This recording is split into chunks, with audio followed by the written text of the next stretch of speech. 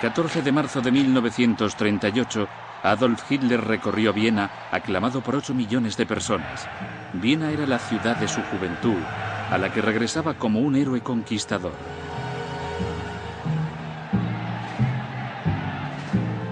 El azar le llevó a visitar el Palacio Imperial, residencia de la Casa de los Habsburgo. En su interior se mostraban con toda su magnificencia los tesoros de un valor incalculable de la antigua monarquía. En medio de aquella espléndida colección de joyas no podía apartar su mirada de una lanza insignificante y vulgar. En la hoja se leía una inscripción en latín: Lancea et clavus Domini, es decir, lanza y clavo del Señor. Hitler la observó durante más de una hora, conmovido por su historia. Aquella misma noche dio 2 órdenes: detener a todos los judíos de Viena y enviar a Alemania la santa lanza del tesoro de los Habsburgo. Hitler se creyó entonces con poder para conquistar el mundo. ¿Por qué anhelaba Adolf Hitler aquel objeto sagrado? ¿Cuál era su poder místico? ¿Y por qué durante más de 2000 años, desde grandes emperadores hasta dictadores crueles, pasando por nobles caballeros, lucharon a muerte por empuñar la lanza sagrada?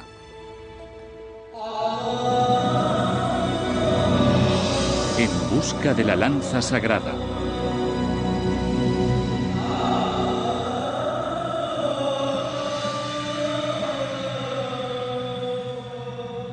El primer milagro.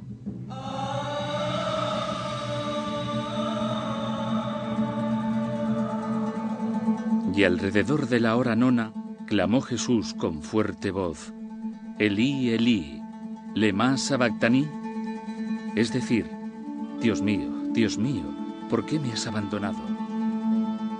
Al oírlo, algunos de los que estaban allí decían: a Elías llama este. Y enseguida uno de ellos fue corriendo a tomar una esponja, la empapó en vinagre y sujetándola a una caña le ofreció de beber. Pero los otros dijeron: deja, vamos a ver si viene Elías a salvarle. Pero Jesús, dando de nuevo un fuerte grito, exhaló el espíritu.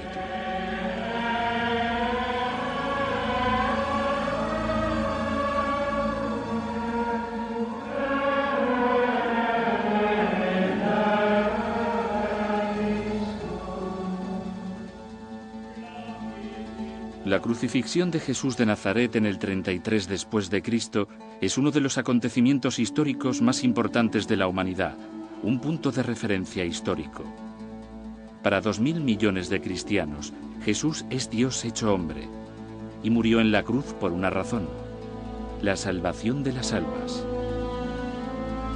Esta creencia es tan venerada que los instrumentos de su crucifixión han pasado a tener un significado sacro para los cristianos: la cruz, los clavos de las manos, la corona de espinas y la lanza que un soldado romano le clavó en el costado.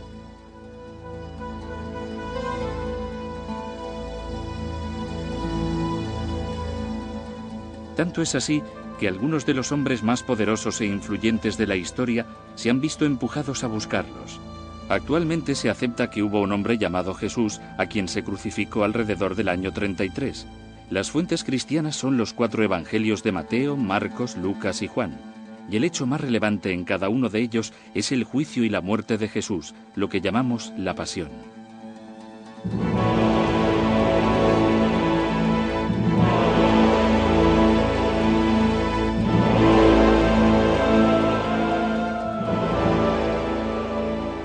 Las escenas de la crucifixión en Mateo, Marcos y Lucas nada tienen que ver con la que describe Juan. Solo este último menciona la intervención de los centuriones romanos a quienes se ordenaba romper las piernas de los condenados para asegurarse de que habían muerto antes del sábado. Como Jesús ya estaba muerto cuando llegaron, no le rompieron las piernas. Pero según el Evangelio de Juan, uno de los soldados le clavó una lanza en el costado y al instante brotaron sangre y agua.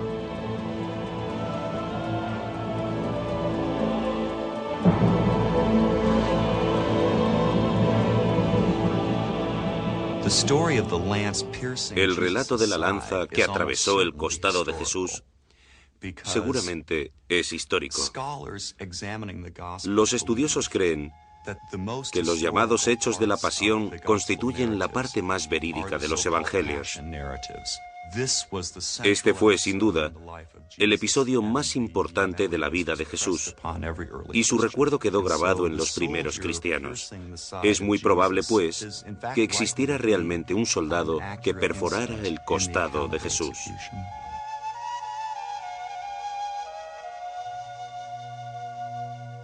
Si damos crédito al Evangelio de Juan, el nombre de este centurión era Longinos.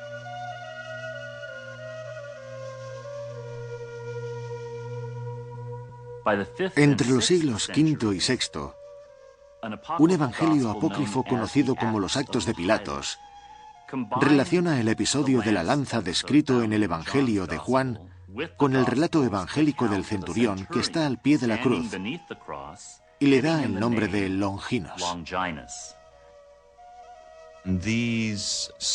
Estas fuentes son tan posteriores a los hechos narrados en los evangelios e incluso a la crucifixión misma de Jesús, que este nombre seguramente no tiene ninguna base real. De hecho, debía de ser un nombre común entre los romanos inventado por la primitiva iglesia. Longinos seguramente no es un nombre real, pero la lanza sí lo es, y se cree que tiene poderes místicos. Cuando Longinos atravesó el costado de Cristo, tenía una infección en el ojo, pero la sangre le salpicó la cara y se curó. Longinos vivió un proceso de conversión espiritual y se hizo cristiano. Este fue solo el primero de una serie de misterios relacionados con la lanza. En el siglo XIII, el dominico Jacobo de Vorágine recopiló todas las leyendas sobre Longinos. De la narración resultante obtenemos un relato preciso y vivo, que es el que se ha reproducido en el imaginario occidental.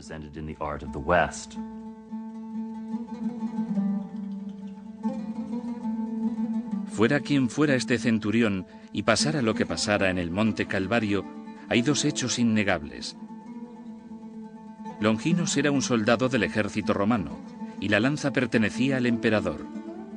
Forjada con esmero, el arma de los legionarios romanos era muy preciada y se mantenía bien cuidada. Longinos pertenecía a una legión situada en la fortaleza romana de Jerusalén. Fue aquí, en la armería romana, donde Longinos guardó la lanza que atravesó el costado de Cristo. ¿Cómo era? ¿Cómo pudieron identificarla los primeros cristianos? No sabemos exactamente cómo era, pero según estudios de armas similares, la lanza, con mango de madera, debía de medir unos 2 metros de longitud. En el extremo tenía la punta metálica, que medía unos 30 centímetros. Esta lanza recibía el nombre de pilum y estaba diseñada para lanzarse a corta distancia, aunque podía ensartarse o clavarse, como fue el caso.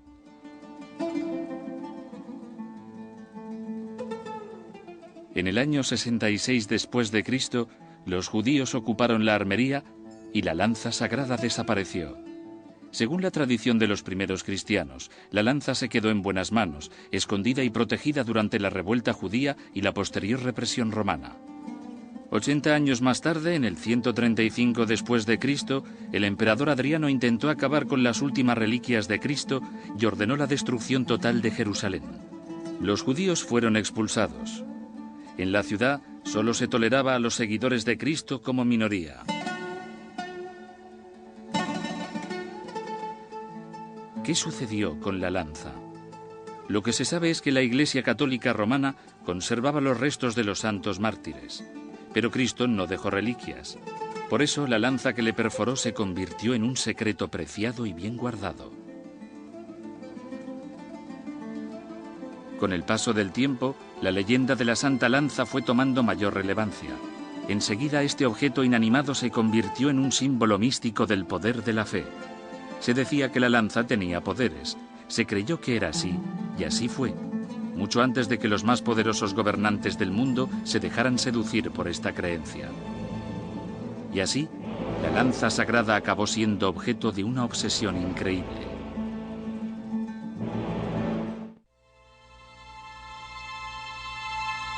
el arma sagrada.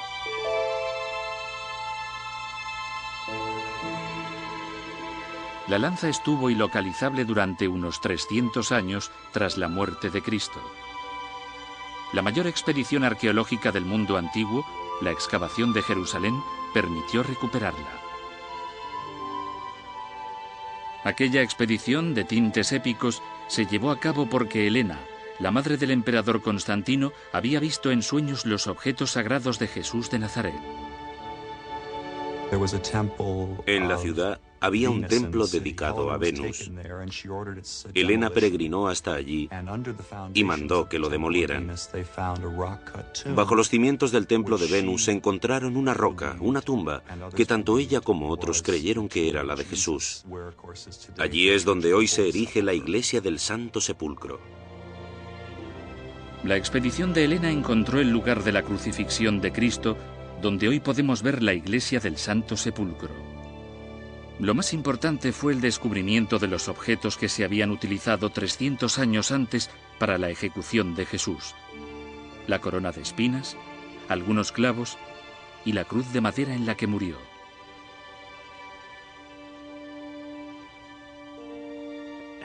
¿Cómo pudo saber Helena cuál de ellas era la auténtica cruz de Cristo? Llevó consigo el cuerpo de un hombre muerto y lo puso en contacto con cada una de las cruces.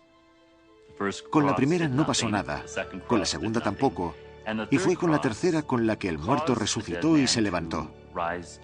Eso le hizo creer que se trataba de una confirmación divina y que estaba realmente ante la cruz de Cristo.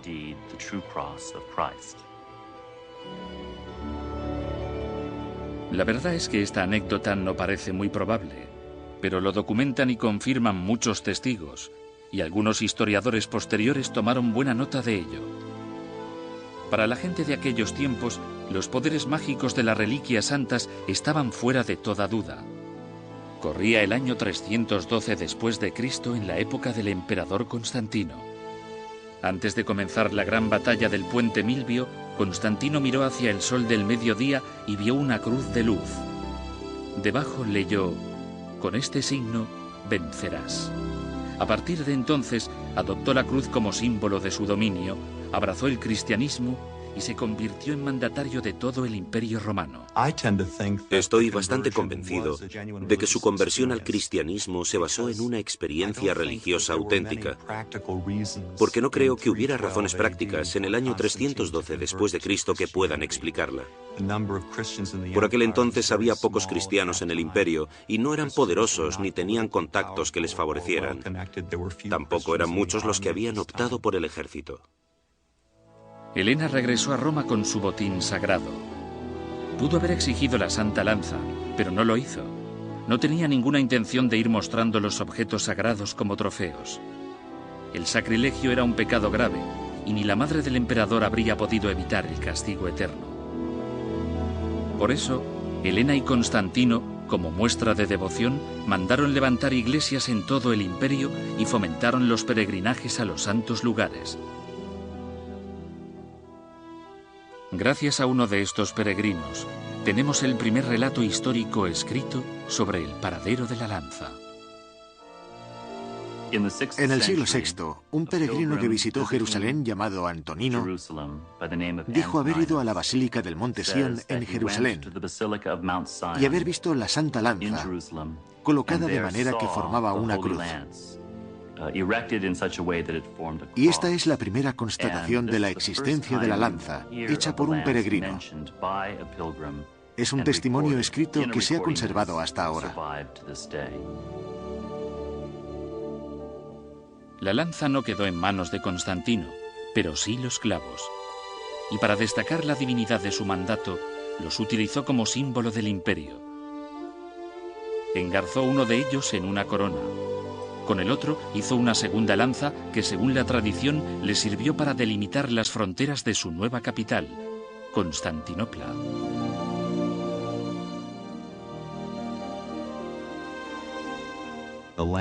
Para algunas fuentes, la lanza está relacionada con la fundación de Constantinopla, que se convertiría en la capital del llamado Imperio Bizantino. Este sobrevivió todavía 4000 años tras el fin del Imperio Romano Occidental.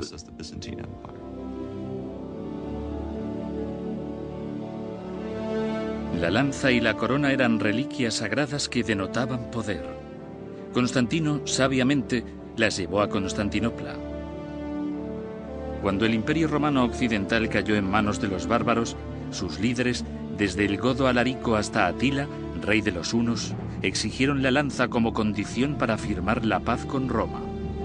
Esto demuestra que incluso los guerreros paganos creían en los poderes místicos de la lanza.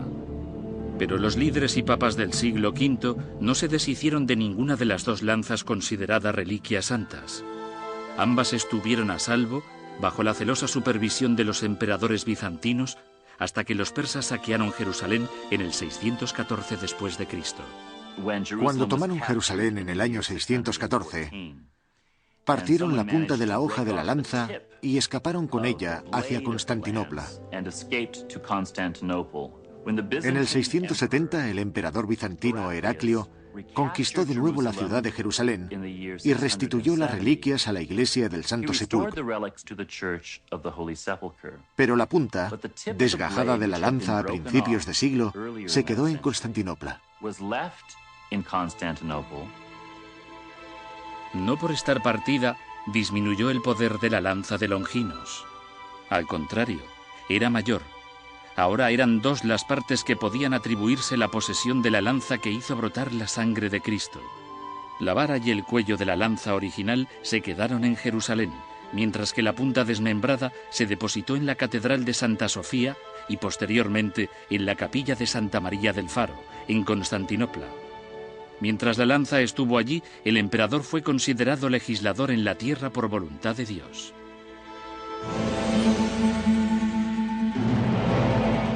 Mientras la lanza sagrada permanecía en Constantinopla, en el año 712 después de Cristo, los árabes conquistaban Sevilla para dominar el Mediterráneo y el Oriente Medio. Al mismo tiempo, China se convertía con la dinastía Tang en el gran centro del arte y la erudición del lejano Oriente. Y en el 742 después de Cristo nacía Carlomagno. Educado para ser el primer emperador romano santo, consiguió que Europa occidental dejara atrás sus años oscuros. El primer Reich.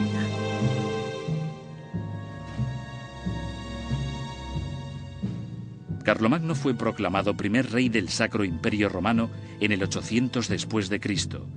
Uno de los símbolos permanentes de su gobierno santo fue la posesión de la Santa Lanza. Fue el primero de una extensa estirpe de mandatarios en utilizar el poder de la lanza para mantener el imperio unido. Lo mismo harían en los siglos venideros los reyes sajones de Inglaterra, Enrique I de Alemania y Otón I de Austria. Todos ellos la blandieron en el campo de batalla. Vivieron grandes victorias y rindieron homenaje al poder invencible de aquella reliquia santa. Todos lucharían a muerte por conservarla. 25 años antes de que Carlomagno se convirtiera en rey, el Papa le dio la lanza diciéndole que era la de Constantino. Se trataba de la lanza de San Mauricio. Carlomagno creyó que era la lanza de Cristo, poseedora de poder divino. El emperador que poseía las reliquias de Cristo, la lanza elaborada a partir de la Santa Cruz, tenía asegurada la victoria porque cuando llegara el fin del mundo, Cristo sería el Cristo de todo el mundo. Y el emperador defendía el imperio de Cristo frente a cualquier enemigo.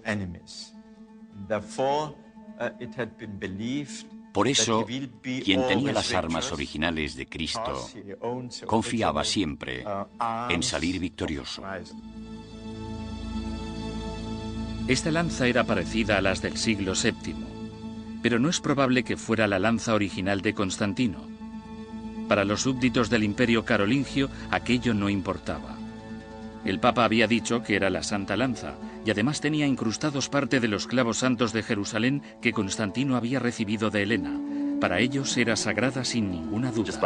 Casi por el mero hecho de tocar una reliquia auténtica, es posible clonarla, de manera que todo aquello que se pone en contacto con la original se convierte a su vez en sagrado. De ahí que haya esta profusión de lanzas y clavos. Su carácter sagrado se vio intensificado gracias a las extraordinarias victorias de Carlomagno contra sajones y musulmanes. La llevó consigo en la conquista de Jerusalén, y mientras la tenía en sus manos, sus tropas se creían invencibles. Pero un día, al vadear un arroyo, a Carlomagno se le cayó accidentalmente. Los soldados lo consideraron un mal presagio y acertaron. Carlomagno murió poco después, en el año 814. Tras su muerte, la Santa Lanza se convirtió en un trofeo para los reyes de toda Europa. A principios del año 900, apareció entre los tesoros del rey sajón de Inglaterra. Este la vendió a un conde italiano, quien, a su vez, la regaló al rey Rodolfo de Borgoña. El rey, conociendo su importancia para el Sacro Imperio Romano, negoció astutamente con ella. Hizo un trato con Enrique I de Alemania y le entregó la lanza de San Mauricio a cambio del cantón de Basilea.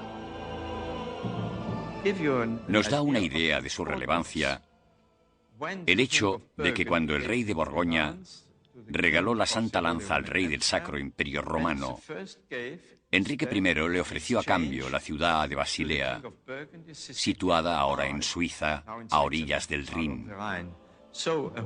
Así que la ciudad entera se vio sorprendida por la importancia de la lanza sagrada, que solo se puede entender con la forma de pensar medieval. La lanza, en los inicios del mundo germánico, era signo y símbolo de dominio. El gobernante era como un representante de Dios en la tierra. Por este motivo, el nuevo líder recibe el arma, que es un símbolo de poder, en una ceremonia religiosa. De esta forma, siendo ya un símbolo de dominación y poder, el arma pasa a ser también un símbolo religioso. Enrique I es considerado el fundador de la Alemania moderna y fue el primero de una extensa estirpe de reyes y emperadores germánicos en desear la lanza. Creía haber sido elegido por Dios como digno heredero del Sacro Imperio Romano de Constantino, pero el papa de la época no pensaba lo mismo. Para justificar su ascensión, Enrique I mostró la lanza ante el pueblo y de ahí surgió un conflicto entre los poderes seculares y espirituales que duraría varios siglos. Enrique intentó legitimar su dominio con la acumulación de reliquias santas y construyó una capilla para ellas. Cuando murió, la lanza pasó a manos de su hijo Otón. En sus batallas por toda Europa, Otón rezó, lanza en mano, para que su ejército venciera. Al salir victorioso de la guerra contra los húngaros y luego contra los polacos, se situó como digno representante del Sacro Imperio Romano.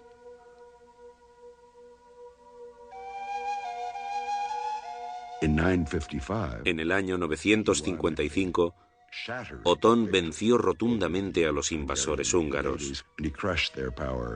Los aplastó de tal forma que en toda Alemania pronto corrió la voz de que no solo estaban ante un rey, sino ante alguien que merecía recibir honores imperiales.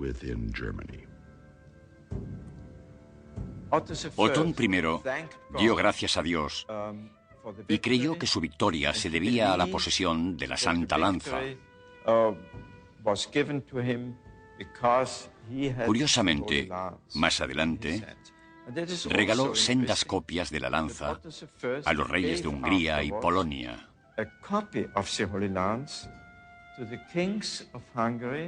Con ambos establecería más adelante buenas relaciones.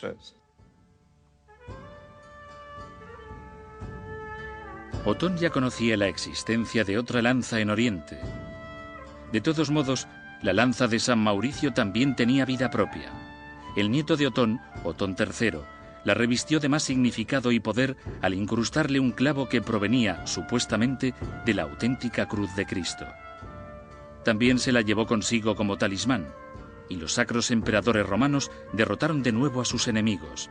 La Santa Lanza se convirtió así en símbolo del poder germánico.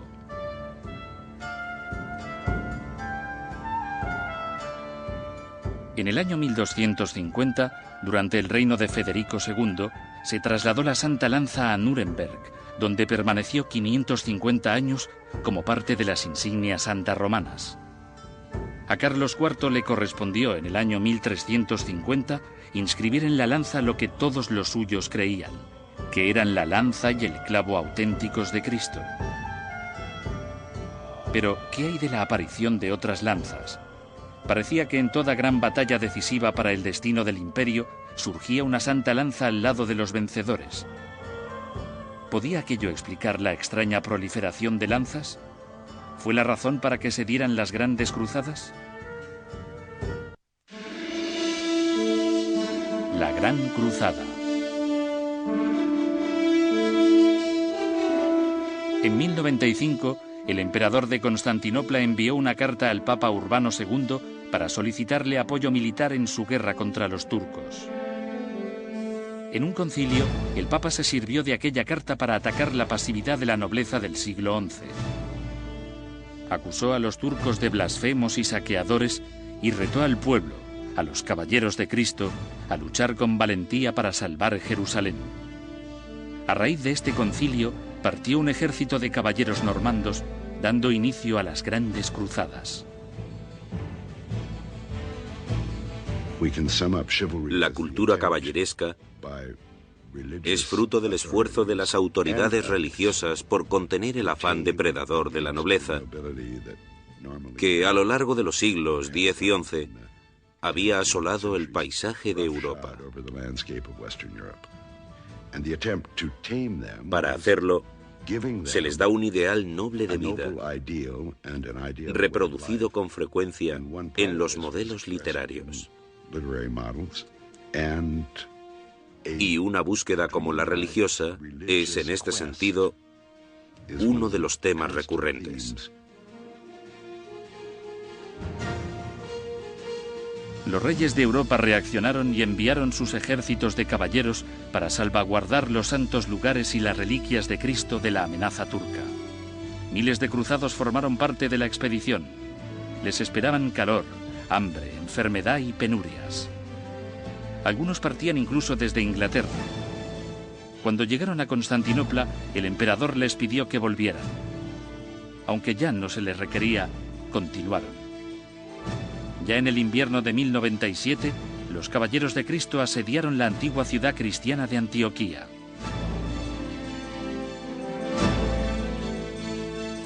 A medida que pasaban las semanas, la situación iba de mal en peor. Un gran ejército musulmán avanzaba para romper el asedio. La comida y las provisiones escaseaban. En mayo de 1098, todo cambió. Un mercader introdujo secretamente a los cruzados en la ciudad. Por la mañana, ya se habían hecho con ella.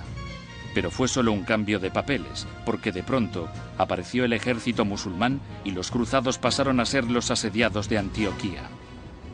Estaban en minoría, agotados y hambrientos. La situación era dramática cuando un soldado dio un paso adelante y afirmó que había tenido una visión de San Andrés. Dijo saber dónde estaba la Santa Lanza de Cristo.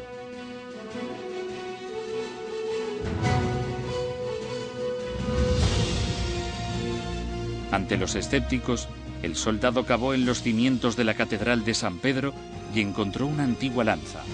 Con ella, los cruzados de Antioquía, una formación escasa y hambrienta, atacó a su poderoso enemigo y consiguió una milagrosa victoria. Seguramente no lo habrían conseguido sin la tranquilidad de contar con la lanza sagrada, que los estimuló, alentó e inspiró. Eran pocos. Habían viajado miles de kilómetros para llegar allí y se enfrentaban a un ejército fuerte que además luchaba en su propio terreno. Fue una victoria extraordinaria. Creo que solo la pasión y el entusiasmo del fervor religioso pueden explicarla.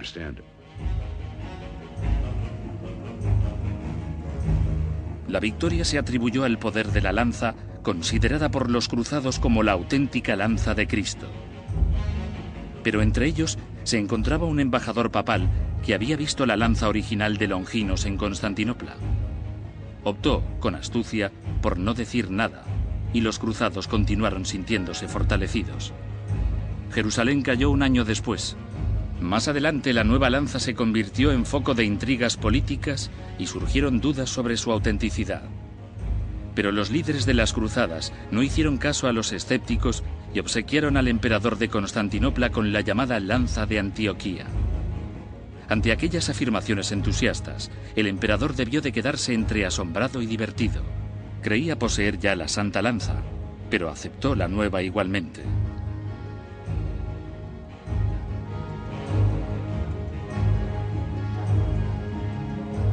La aparición de la lanza de Antioquía también desconcertó en Armenia. Los cristianos armenios aseguraban tener otra santa lanza, convencidos de que era la reliquia auténtica de la crucifixión.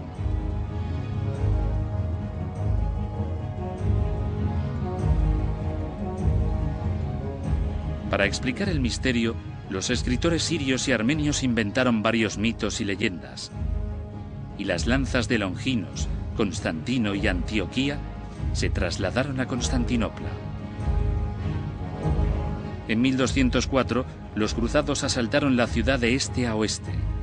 Las lanzas pasaron a ser trofeos de Balduino II, quien en 1241 vendió las santas reliquias, incluida la punta de la lanza de Longinos, al rey Luis de Francia. Para esta colección, el rey construyó un relicario en París, la Sainte-Chapelle, de incomparable belleza, donde se conservó la punta de la lanza hasta la Revolución Francesa. El resto se quedó en Constantinopla, mientras que la lanza de Constantino y la de Antioquía desaparecieron. Sus rastros se perdieron para siempre. En 1453, cuando los turcos invadieron Constantinopla, se quedaron con la empuñadura de la lanza hasta que en 1492 el Papa Inocencio VIII negoció su restitución con el sultán turco. El sultán y el papa llegaron a un acuerdo. El sultán tenía la lanza, pero su hermano era prisionero del papa. Pactaron el intercambio, y desde entonces se sabe que la lanza ha permanecido en manos del Vaticano, en una de las 4 gigantescas columnas del crucero de la Basílica de San Pedro. La adquisición de la lanza por parte del Papa marca el final de una era. La creencia medieval sobre el poder de la reliquia se iba desvaneciendo. Los años de misticismo y magia parecían dejar paso a la era de la razón y de la ilustración. Pero en el siglo XIX, el ardor del Renacimiento se esfumó y con la desoladora realidad de la industrialización reapareció el interés por la gloriosa época caballeresca. La gente volvió a creer en ambiciosas búsquedas de santos griales y lanzas sagradas. Aunque estos sueños pronto se convirtieron en la pesadilla del siglo XX.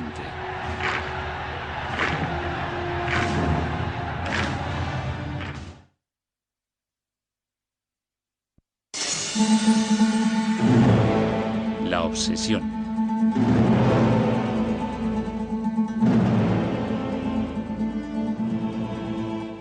El Sacro Imperio Romano, que dio comienzo con el rey Carlomagno en el año 800 después de Cristo, acabó 1000 años más tarde con la conquista de Austria por parte de Napoleón en 1800. Los restos del imperio quedaron en manos de los Habsburgo, que lo habían gobernado desde el siglo XIII. Presidieron la antigua casa otros 100 años más, conservando los trofeos de la cristiandad, los símbolos de poder del antiguo Sacro Imperio Romano.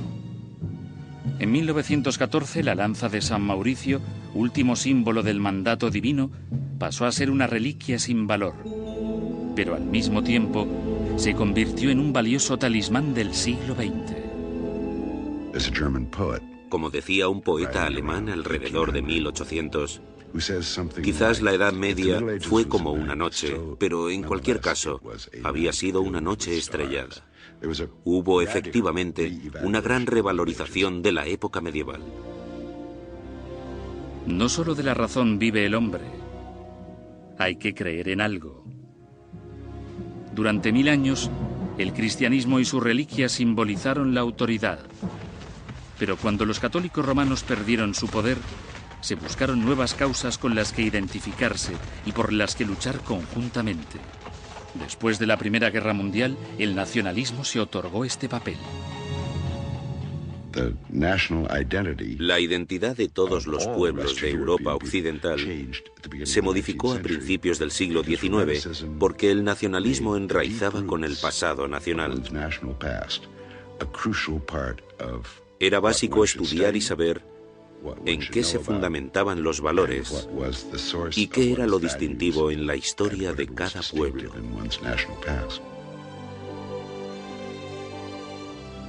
Se generalizó un renovado interés por la Edad Media. Se idealizaron las proezas de los caballeros que habían arriesgado sus vidas por el honor o la patria. Los europeos del siglo XIX se recrearon en el romanticismo a través de las palabras, la música y la cultura. Y muchos de los relatos románticos tenían su origen en las grandes leyendas del antiguo Sacro Imperio Romano. Un artista encarnó el espíritu de aquellos tiempos, Richard Wagner.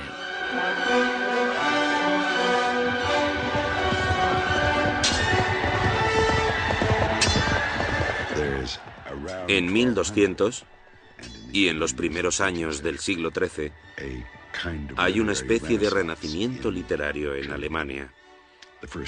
Es el primer gran renacimiento de la lengua, la poesía y la literatura alemanas. Wagner se inspira en eso, lo explota, lo utiliza, aprovecha esa energía y crea una mitología germánica que le servirá de inspiración para sus obras, a la vez que conformará la autopercepción de lo germánico, del pueblo alemán.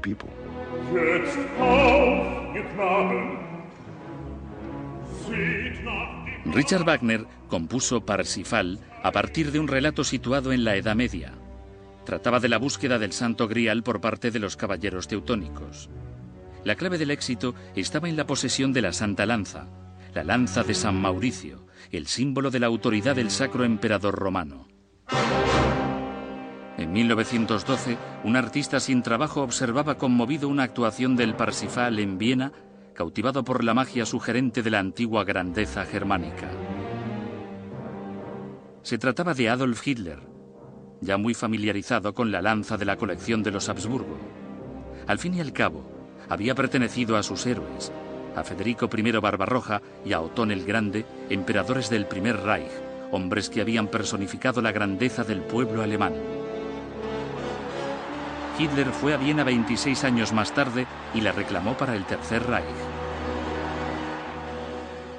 Para Hitler, el tesoro del Sacro Imperio Romano era importante para mostrar a la gente la tradición de dicho imperio según su idea del imperio alemán. Por eso quería tener la lanza como símbolo de la tradición que abarcaba desde el siglo X hasta el siglo XX. Diría que los nazis se interesaron de nuevo por estas reliquias porque las consideraron en su forma originaria. Es decir, no solo como pequeñas piezas que uno pone en vitrinas, sino como objetos que irradiaban fuerza. Con su proximidad te fortalecían o te permitían manifestar tu poder. El Sacro Imperio Romano duró 1000 años.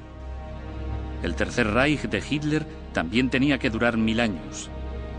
Pero a diferencia del Primer Reich, no sería ni sacro ni romano. Hitler despreciaba el cristianismo y temía el catolicismo. Su gobierno se inspiraría en su filósofo favorito, Friedrich Nietzsche.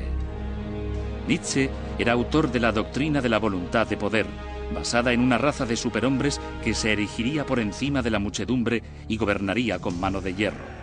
Pensaba que la creencia cristiana de poner la otra mejilla era ridícula y describía a Jesús de Nazaret como un idiota que tenía bien merecida la muerte que le habían dado los romanos. En 1938, Hitler tomó la lanza que supuestamente se había clavado a Jesús. Pero en manos de Hitler, la lanza no sería un símbolo de redención y autoridad divina, sino un símbolo de limpieza étnica y tiranía.